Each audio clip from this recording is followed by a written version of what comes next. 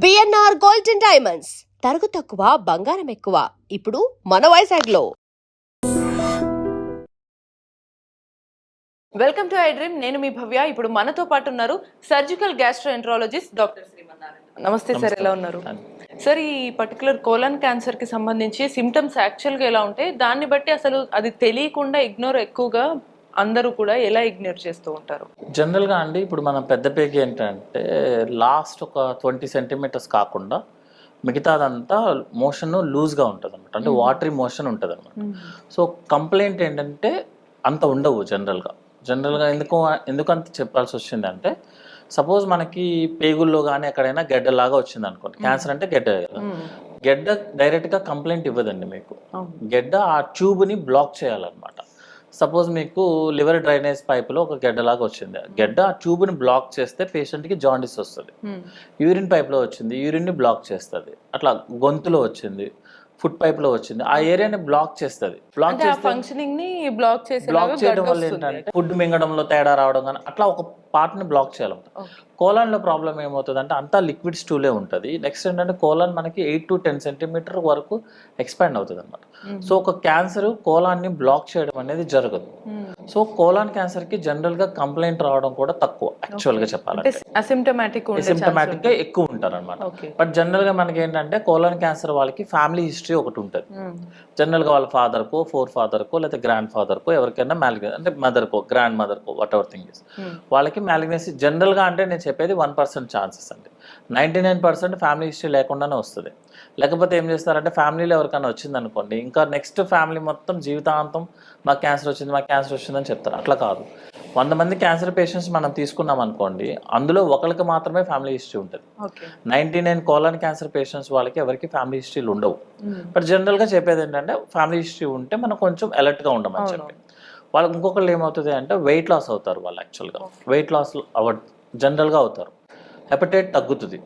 మూడో కంప్లైంట్ ఏంటంటే మనం మోషన్ చెక్ చేసుకుంటున్నప్పుడు మోషన్లో ఏమన్నా ఎల్లో కలర్ కాకుండా వేరే అదర్ కలర్స్ వస్తాయి అనమాట. లైక్ బ్లడీగా ఉండడం కానీ, లేకపోతే మోషన్ మీద బ్లాక్ కలర్ రావడం కానీ, మోషనే ఎల్లో కలర్లో కాకుండా వేరే కలర్లో ఉండడం కానీ, లేకపోతే మోషన్ ఒకసారి కాకుండా మల్టిపుల్ టైమ్స్ వెళ్ళడం కానీ.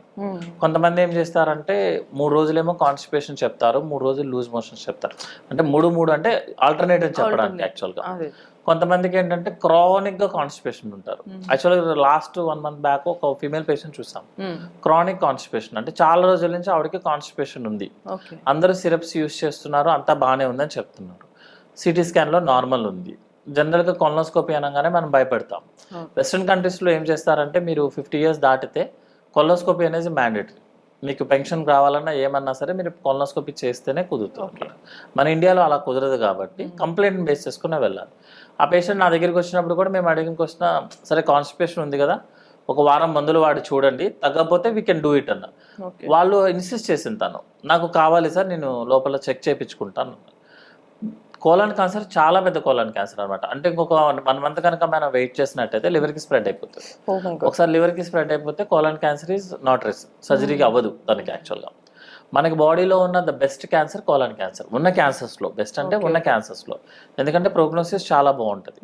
ఒకసారి పేషెంట్కి సర్జరీ అయ్యి కీమోథెరపీ కంప్లీట్ అయింది అనుకోండి, అతని ఏజ్ గ్రూప్ ఉన్న వాళ్ళు సేమ్ సర్వైవల్ ఉంటారు అన్నమాట. సో కంప్లైంట్ బేస్ చేసుకొని ఉండాల్సి వస్తుంది. మోషన్ ఒకసారి కాన్స్టిపేషన్ అవడం, ఒకసారి లూజ్ మోషన్స్ అవడం, లేకపోతే ఎన్ని మెడిసిన్స్ వాడినా అతని కాన్స్టిపేషన్ తగ్గకపోవడం. కొంతమంది ఏం చేస్తారంటే 2 tablets డల్కోలాక్స్ మొదలు పెడతారు, 4, 5 యాడ్ అయిపోతుంటాయి. ఆయుర్వేదిక్, హోమియోపతి కూడా యాడ్ అయిపోతాయి. Motion syrups bottles companies change అయిపోతాయి, కానీ కాన్స్టిపేషన్ ప్రాబ్లం తగ్గదు. సో వాళ్ళు ఏంటంటే అలర్ట్ అవ్వాల్సి వస్తుంది. ఒకసారి కొలనోస్కోపీ, కొన్నిసార్లు సిటీ స్కాన్ నార్మల్ వస్తుంది. ఇప్పుడు కొలనోస్కోపీ చేయించుకుంటే ఏంటంటే లోపల డైరెక్ట్గా మనం కెమెరా పెట్టి చూస్తాం. సో అలార్మింగ్ సిమ్టమ్స్ ఎప్పుడు కూడా ఏంటంటే మోషన్ బెట్టే ఉంటుంది. మోషన్ కలర్ చేంజ్ అయినా, కన్సిస్టెన్సీ చేంజ్ అయినా, అంటే వాటర్గా ఉండడం కానీ, లేదా టైట్గా ఉండడం కానీ, టైట్గా ఉన్నా కూడా లాంగ్ టర్మ్గా ఉండడం, నెక్స్ట్ ఊరికే లూజ్ మోషన్స్ అయిపోవడము, ఎప్పుడు కూడా మోషన్కి బాత్రూమ్కి వెళ్ళి చాలాసేపు ఉండటము, నెక్స్ట్ ఏంటంటే కలర్ చేంజ్ అవ్వటము, ఏమైనా బ్లడ్ కలర్ కానీ, బ్లడ్ డైరెక్ట్గా రాదు కోలాన్ క్యాన్సర్లో జనరల్గా. Okay okay. బ్లడ్ మిక్స్ అయ్యి వస్తుందండి, మోషన్తో పాటు మిక్స్ అయ్యి వస్తుంది, లేకపోతే బ్లాక్ కలర్ రావడం కానీ ఏ కంప్లైంట్ ఉన్నా కూడా బెటర్ టు వెంటనే చెక్ చేయించుకోవాలి. ఏజ్ అనేది అసలు కంప్లీట్గా ఇంతకు ముందు అన్నట్టు ఏజ్ ఇస్ నెంబర్ లాగే అనమాట. సో ఇంతకు ముందు లాగా ఓల్డ్ పీపుల్లోనే క్యాన్సర్స్ రావాలి, యంగ్ పీపుల్స్లో రాదు అని అసలు రూల్ ఎక్కడ లేదు. నేను లాస్ట్ ఇయర్లో 18 years బాయ్ అసలు కంప్లీట్లీగా స్ప్రెడ్ అయిపోయిన క్యాన్సర్స్ చూస్తాము. 19 years 100 years వాళ్ళు కూడా ఏమీ లేకుండా కూడా చూస్తాము. అంటే ఈ పేషెంట్కి గ్యారంటీ కోలాన్ క్యాన్సర్ అనుకున్న వాళ్ళు ఎవరికి కోలాన్ క్యాన్సర్స్ ఉండవు. సో మనం ఏంటంటే ఒక స్టెప్ ముందే వేయాల్సి వస్తుంది, ఎందుకు అంటే బెస్ట్ ప్రోగ్నోసిస్ వస్తుంది యాక్చువల్లీ. డిటెక్ట్ అయితే దానికి సంబంధించి ట్రీట్మెంట్ ఇవన్నీ చేయడం అనేది కామన్. బట్ దీన్ని ఎర్లీ లైఫ్ స్టైల్లో ఇది రాకముందు కానీ ఈవెన్ వచ్చిందని డిటెక్ట్ అయిన తర్వాత కానీ ఫుడ్ ద్వారా వాళ్ళు ఎన్ని లైఫ్ స్టైల్ డిఫరెన్సెస్ ద్వారా దీన్ని సెట్ చేసుకునే ఛాన్సెస్ ఉంటాయి? జనరల్గా అండి మోర్ వెజిటేబుల్స్ తీసుకొని హై ఫైబర్స్ తీసుకొని మీకు మోషన్ కనుక ఫ్రీగా వెళ్తే జనరల్గా క్యాన్సర్స్ వచ్చే ఛాన్సెస్ తక్కువ ఉంటాయి అంటాము. ఎందుకు అంటే యాక్చువల్గా క్యాన్సర్ అనేది మనకి జెనెటికల్గానే వస్తుంది. జెనెటికల్గా అంటే ఫ్యామిలీ అని కాదు, మన బాడీలో ఆల్రెడీ ఇంప్రింట్ అయ్యి వస్తుంది అనమాట. దాన్ని మనము ఎక్స్ట్రా చేసి చెడగొట్టుకుంటాము. ఎట్లా అంటే ఆల్కహాల్ తీసుకోవడం, స్మోకింగ్, ఇవన్నీ ఏంటంటే మన యొక్క టిష్యూ మీద ఎక్కువగా డ్యామేజ్ ఎక్కువ చేస్తాయి.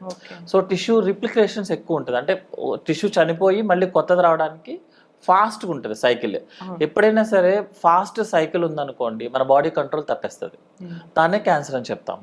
సో ఆల్కహాల్ తీసుకున్నా, స్మోక్ చేసినా, రెడ్ మీట్ తీసుకున్నా, మోర్ నాన్ వెజిటేరియన్ ఎక్కువ తీసుకున్నా, ప్రాబ్లం ఏంటంటే నాన్ వెజిటేరియన్ ఎక్కువ తీసుకున్న దానికి నాన్ వెజ్ తీసుకోవద్ద దానికి చాలా డిఫరెన్స్ ఉంటుంది యాక్చువల్లీ.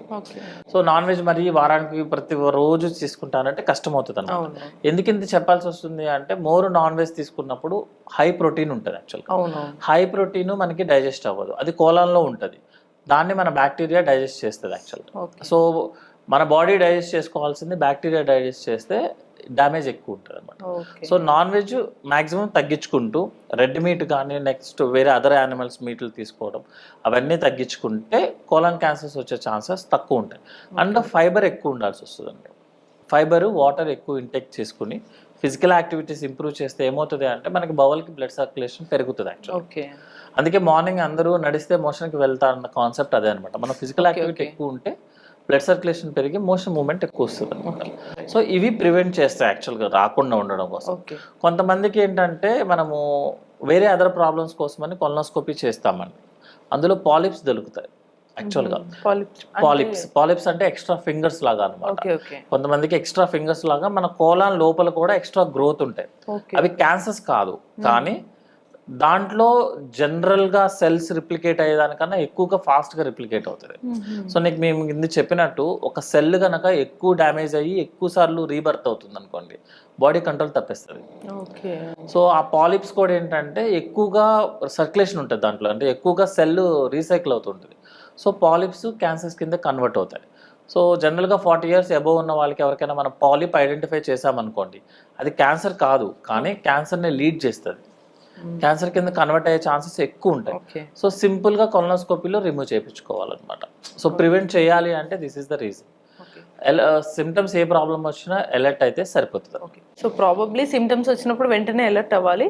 అండ్ బిఫోర్ దట్ మామూలుగా వాళ్ళ లైఫ్ స్టైల్లో మీరు చెప్పిన యాక్టివిటీస్ చేస్తే మోస్ట్లీ ఇబ్బంది అవ్వకుండా ఉంటుంది. అంటే మనకు ఆల్రెడీ జెనెటికల్ ఇంప్రింట్ అనేది మనం ఎక్స్ట్రా బర్డెన్ ఎక్కువగా అదే ఆల్రెడీ పుండు మీద కారం చల్లినట్టు ఉండకూడదు. అంటే జనరల్ గా అందరూ ఇప్పుడున్న క్వశ్చన్ అండి, ఫస్ట్ అందరూ ఆల్కహాల్ స్మోక్ చేస్తే క్యాన్సర్ వస్తుందా ఫస్ట్ క్వశ్చన్ అందరు అడుగుతారు. కానీ మనకు వచ్చే పేషెంట్స్ లో 70% క్యాన్సర్ పేషెంట్స్ ఎవరు ఆల్కహాల్ స్మోక్ చేయరు. అవును సార్, కొంతమంది లిటరల్లీ అస్సలు అవి చూడని వాళ్ళకి క్యాన్సర్ వచ్చి చనిపోతూ ఉంటారు కదా. బట్ ఇక్కడ మోస్ట్లీ ఎక్కువగా మనం చూసుకుంటే క్యాన్సర్, ఆల్కహాల్, స్మోకింగ్ చేయొద్దు అని అంటారు. మరి ఇది ఎలా? క్యాన్సర్, ఆల్కహాల్ స్మోక్ చేసిన వాళ్ళకి ఏంటంటే వేరే అదర్ ప్రాబ్లమ్స్ ఎక్కువ వస్తాయి యాక్చువల్గా.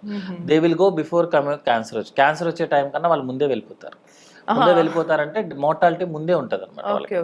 సో జనరల్ గా మేము క్యాన్సర్ అనేది రాకపోవచ్చు కానీ అదర్ హెల్త్ ముందు వెళ్ళిపోతారు. క్యాన్సర్ రావడానికి మీరు 50-60 years వరకు వెయిట్ చేయాలి.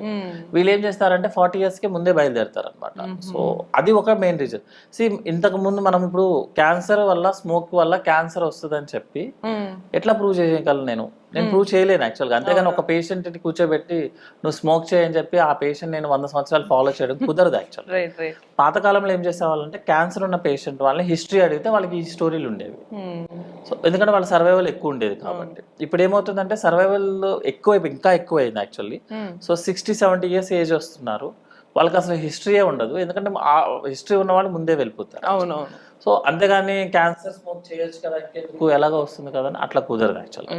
క్యాన్సర్ ఆల్కహాల్ వల్ల స్మోకింగ్ వల్ల 100% వస్తుంది.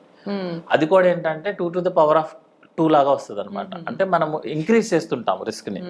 ఆల్కహాల్ చేసే వాళ్ళకి 2 times వస్తే స్మోక్ ఆల్కహాల్ 2 కలిపి చేసి విత్ మీట్ తినే వాళ్ళకి 2 అలా యాడ్ అయిపోతే వెళ్ళిపోతుంది. It's not a plus, it is into actually.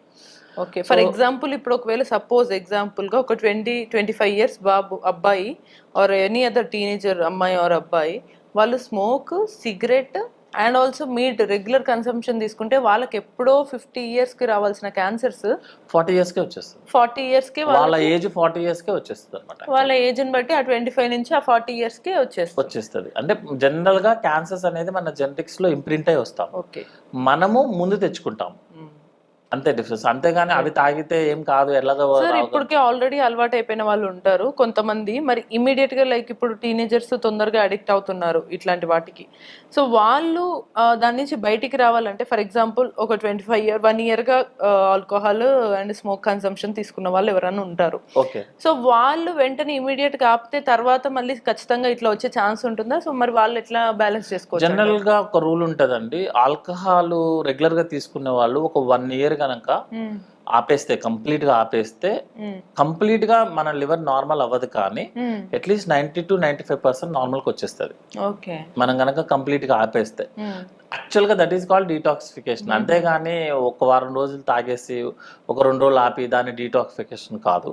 Regular గా ఆల్కహాల్ తీసుకునే వాళ్ళని మేమేం చెప్తామంటే మీరు ఒక 1 year కంప్లీట్ గా ఆపేస్తే యువర్ లివర్ కంప్లీట్ గా 100% రాదు, ఎందుకంటే డ్యామేజ్ అయింది, ఏజ్ ఫ్యాక్టర్ కూడా ఉంటుంది కదా. 90-95% నార్మల్కి వస్తుంది. స్మోకింగ్ కూడా సేమ్ రూల్. మీరు స్మోకింగ్ కనుక క్విట్ చేస్తే 100% రాదు మీకు, నార్మల్కి వచ్చేది, కానీ అట్లీస్ట్ 90-95% అయితే మాత్రం నార్మల్కి వచ్చేస్తుంది. అంతేగాని అప్పుడెప్పుడో తీసుకున్నాము ఇంకా మాకు క్యాన్సర్ వచ్చేసినట్టే అయిపోయినట్టే అని చెప్పి, ప్రాబ్లం ఏంటంటే మనం ఒక ఇన్ఫర్మేషన్ ఇస్తే దాన్ని యాక్చువల్ ఇంటర్ప్రిటేషన్స్ కాకుండా మనం వేరే ఇంటర్ప్రిట్ చేస్తాం. సార్ దీంట్లో ఆల్రెడీ ఈ టాపిక్ మాట్లాడాం కాబట్టి ఆన్ అన్ అవేర్నెస్ నోట్, ఇప్పుడు నార్మల్గా కొంతమంది ఎలా మాట్లాడతారంటే మీకు తెలీదు, ఇప్పుడు మనం చెప్పామనుకోండి మంచిది కాదంటే నీకే తెలీదు, యాక్చువల్ ఆల్కహాల్ మినిమం ఇంత తీసుకుంటేనే హెల్త్కి మంచిదంట అని వాదించే వాళ్ళు కొందరు ఉంటారు. సో వాళ్ళకి ఏం చెప్తాము, నిజంగానే అసలు ఆల్కహాల్ మంచిదా, ఒకవేళ తీసుకుంటే ఎంత మోతాదులో ఎప్పుడప్పుడు తీసుకోవచ్చు, లేదా అసలు వద్దంటే ఏం చెప్పాలి? జనరల్గా మేము ఇప్పుడు వెస్ట్రన్ కంట్రీస్లో అక్కడ కూలింగ్ ఎఫెక్ట్ ఎక్కువ ఉంటుంది యాక్చువల్గా అనమాట. వాళ్ళకి హాట్ కావాలి అంటే బాడీ హాట్నెస్ హీట్ అవ్వాలి. సో హీట్ అవ్వాలి అంటే మన బాడీలో బ్లడ్ వెజల్స్ డైలేట్ అవ్వాలి. బ్లడ్ వెజల్స్ డైలేట్ చేసేది ఆల్కహాల్ మన బ్లడ్ వెజల్స్ ని డైలేట్ చేస్తుంది యాక్చువల్గా. సో వాళ్ళకి ఏంటంటే అదొక హ్యాబిట్ లాగా వెళ్ళిపోతారు యాక్చువల్గా అనమాట. అంటే ఎలా అంటే లైక్ 20 ml 30 ml తీసుకుని జస్ట్ ఒక హ్యాబిట్ లాగా ఉంటుంది వాళ్ళు. ఒక 30 ml కన్నా వాళ్ళు దే డోంట్ టేక్ ఇట్, ఎందుకంటే వాళ్ళకి అది రెగ్యులర్ వాటర్ లాగా వాళ్ళకి యాక్చువల్గా. ఎందుకంటే అది తీసుకోకపోతే అక్కడ ఉన్న కోల్డ్ కంట్రీస్కి వర్కౌట్ అవ్వదు. కోల్డ్ ఏమో మీకు బ్లడ్ వెజల్స్ని కన్స్ట్రిక్ట్ చేస్తుంది, అంటే స్ట్రింక్ చేస్తుంది. మన ఆల్కహాల్ ఏమో డైలేట్ చేస్తుంది. మీరు అదే ప్రిన్సిపల్ని హాట్ కంట్రీస్, మన హాట్ క్లైమేట్ ఉన్న కంట్రీలో ఒక పక్క మన క్లైమేట్ ఏమో డైలేట్ చేస్తుంది, మీరు మళ్ళీ ఆల్కహాల్ ఇచ్చి మళ్ళీ డైలేట్ చేస్తున్నారు. దేన్ని చేస్తున్నారు? అట్లా ఉండదు. జనరల్గా కార్డియాలజిస్ట్ వాళ్ళు హార్ట్ ఇష్యూ ఆల్రెడీ ఉన్న వాళ్ళకి, ఇట్స్ వెరీ ఇంపార్టెంట్ ఏంటంటే హార్ట్కి ఇంపార్టెంట్ కాదు ఇది, హార్ట్ ఇష్యూస్ ఆల్రెడీ ఉండి స్టెంట్ వేసుకున్న పేషెంట్, అంటే ఆల్రెడీ బ్లాక్ అయిన పేషెంట్స్ వాళ్ళని కొంచెం ఆల్కహాల్ తీసుకోండి, అది వాసో డైలటేషన్ అంటే బ్లడ్ వెజల్స్ ని డైలేట్ చేస్తుంది అని చెప్తారు. వాళ్ళకి డాక్టర్ ప్రిస్క్రిప్షన్ ప్రకారం ఎంత ఎంఎల్ అనేది చెప్తారు. ప్రపంచంలో ఏ డాక్టర్ కూడా ఆల్కహాల్ తీసుకోండి అని ఓరల్ గా చెప్పడం గానీ, తీసుకోవచ్చు అని చెప్పడం గానీ, ప్రిస్క్రిప్షన్ లో ఇవ్వడం గానీ జరగదు. బట్ వీళ్ళంతా వీళ్ళే తీసుకుంటారు. అది ఓన్లీ నాకు తెలిసి నా నాలెడ్జ్ లో ప్రూవెన్ అయినది మాత్రం, ప్రూవెన్ అంటే ఇట్స్ సబ్జెక్టివ్ ఎర్రర్ అండి అంతే. అదేంటంటే ఆల్రెడీ హార్ట్ పేషెంట్ వాళ్ళు, ఆల్రెడీ హార్ట్ ట్రీట్మెంట్ తీసుకుంటున్న వాళ్ళు ని మినిమం ఆల్కహాల్ తీసుకోవచ్చు, very minimum alcohol. Very minimum and అది కూడా బట్ డాక్టర్ చెప్పారు, బట్ వాళ్ళంతటా వాళ్ళు తీసుకుంటే వాళ్ళంతటా వాళ్ళు తీసుకుంటారు. అది తప్ప మిగతా దాంట్లో alcohol is safe to health అని ఉండదు. ఎందుకంటే ఆ పేషెంట్స్ వాళ్ళకు కూడా ఆల్కహాల్ తీసుకుంటున్నప్పుడు ప్యాంక్రియాటైటిస్ రావచ్చు, లివర్ ఫెయిల్యూర్ రావచ్చు.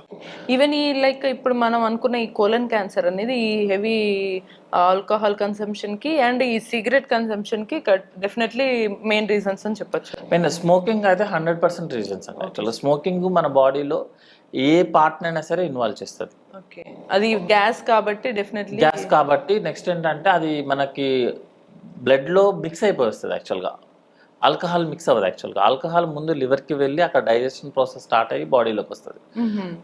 స్మోకింగ్ అట్లా కాదు, మీకు లంగ్లోకి ఎంటర్ అవుతుంది. లంగ్లో నుంచి మన బ్లడ్ సర్క్యులేషన్ ఈచ్ ఆర్బీసీకి స్మోక్ అటాచ్ అయిపోతుంది. అది ఈవెన్ సింగిల్ సిగరెట్ అయినా మీరు 1 year గా ఎన్నిసార్లు తాగినా నెంబర్ ఆఫ్ సిగరెట్స్ పెరిగే కొద్దీ డ్యామేజ్ ఎక్కువ అవుతుంది. Okay, alcohol is different. Alcohol ఏంటంటే మనం కొంచెం తీసుకున్నా మన బాడీ ఎలా మెటబలైజ్ చేసుకుంటుందా అని డిపెండ్ అనమాట. స్మోకింగ్ ఏంటంటే అందులో ఉన్న carbon dioxide, nicotine main problem అనమాట. సో నెంబర్ ఆఫ్ సిగరెట్స్ తీసుకునే కొద్దీ డ్యామేజ్ పెరిగిపోతూ ఉంటుంది. నెక్స్ట్ బాడీలో ఉన్న ప్రతి బ్లడ్ వెజల్ని స్మోకింగ్ ఇన్వాల్వ్ చేస్తుంది యాక్చువల్గా. సో క్యాన్సర్స్ని ఇంక్రీజ్ చేస్తుంది, బ్లడ్ సర్క్యులేషన్ ఇంక్రీజ్ చేస్తుంది. So alcohol, smoking choose one అంటే చూస్ వన్ అని ఎవరైనా ఓపెన్ ఆఫర్ లాగా చెప్తే ఆల్కహాల్ ఇస్ బెటర్ ఆప్షన్ అనమాట. కానీ ఆల్కహాల్తో వేరే ప్రాబ్లమ్స్ వస్తాయి. Right, definitely problem is mandatory. Problem but at least కొంచెం అన్న మన లైఫ్ స్పాన్ పెంచుకోవాలంటే life span with quality of life span పెంచుకోవాలంటే ఈ రెండు అవాయిడ్ చేయడమే. రెండు అవాయిడ్ చేయాలి. ఒకవేళ మీకు అవ్వట్లేదంటే ఫస్ట్ మెల్లగా స్టార్ట్ చేసేది సిగరెట్ తో స్టార్ట్ చేయాలి. మేము జనరల్గా ఏం చెప్తా అంటే స్మోకింగ్ ఆపడం కుదరదు అంటే, స్మోకింగ్ అనేది ఒక సైకాట్రీ ప్రాబ్లమ్ అండి యాక్చువల్గా. అది తీసుకోకపోతే అతనికి ఇరిటేషన్ వస్తుంది. కానీ ఒక 2 puffs తీసుకోగానే ఆ ఇరిటేషన్ తగ్గిపోతుంది. సో అప్పుడు ఆ సిగరెట్ ని పక్కన పడేయమని చెప్తాం. సో అదేంటంటే మనకి మీకు నెంబర్ ఆఫ్ సిగరెట్స్ పెరిగినా కూడా ఏంటంటే మీరు తీసుకునేది తగ్గుతూ ఉంటుంది యాక్చువల్గా. నెమ్మదిగా ఆపమని చెప్తాము. వీళ్ళు సడన్ గా ఆపమంటే వేరే ప్రాబ్లమ్స్ లోకి ఎంటర్ అవుతారు యాక్చువల్గా. సో అందుకే స్టార్ట్ చేయడమే తప్పు, స్టార్ట్ చేసిన తర్వాత స్లోగా ఆపడం కరెక్ట్. ఒకేసారి ఆపమంటే వాళ్ళు కూడా తర్వాత అగ్రివేట్ అయిపోతుంది అది problem. Okay okay, right right. చూసారు కదా, చాలా ఇన్ డెప్త్ ఇష్యూస్ అయితే మనకు ఉన్నాయి. ఒకటి కోలన్ క్యాన్సర్, ఇంకోటి సిగరెట్, ఆల్కహాల్ వల్ల ఎంత డ్యామేజ్ చేస్తుంది లైఫ్ని, లైఫ్ స్పాన్ని అనేది మనం చూసాము. సో ఇటువంటి మరిన్ని ఇన్ఫర్మేషన్స్ కోసమైనా లేదు మీకు ఏమైనా డౌట్స్ ఉన్నా కూడా కమెంట్ చేయొచ్చు. అంటే దాన్ని keep watching I dream.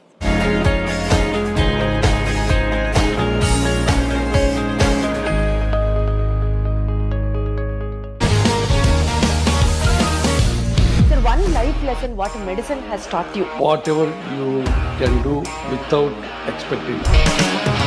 But I really believe మన పాజిటివ్ యాటిట్యూడ్ ఉంటేనే మనం ఏదైనా సాధించగలం. గట్ ని మనం కరెక్ట్ గా డీల్ చేసినట్లయితే అది మనకి పాజిటివ్ హార్మోన్స్ ని రిలీజ్ చేస్తుంది. షుగర్ వచ్చిన వాళ్ళ పరిస్థితి ఏంటి? పొట్ట దగ్గర పెరిగితే దాన్ని ఆండ్రాయిడ్ అంటారు, ఆండ్రాయిడ్ ఫోన్ కదా. అసలు థాట్స్ ఎందుకు వస్తాయి? బ్రెయిన్ డెడ్ అంటే దానికి ప్రపంచం అంతా కూడా కొన్ని నిర్దిష్టమైనటువంటి లక్షణాలు ఉంటాయి. మానసికంగా ధైర్యంగా ఉంటే క్యాన్సర్ జయించవచ్చు. You are a doctor for a cause sir, అంతే. వాళ్ళకి వచ్చిన ఆదాయం కాకుండా ఫ్రీ సర్వీస్ ఎంతమందికో చేస్తుంది.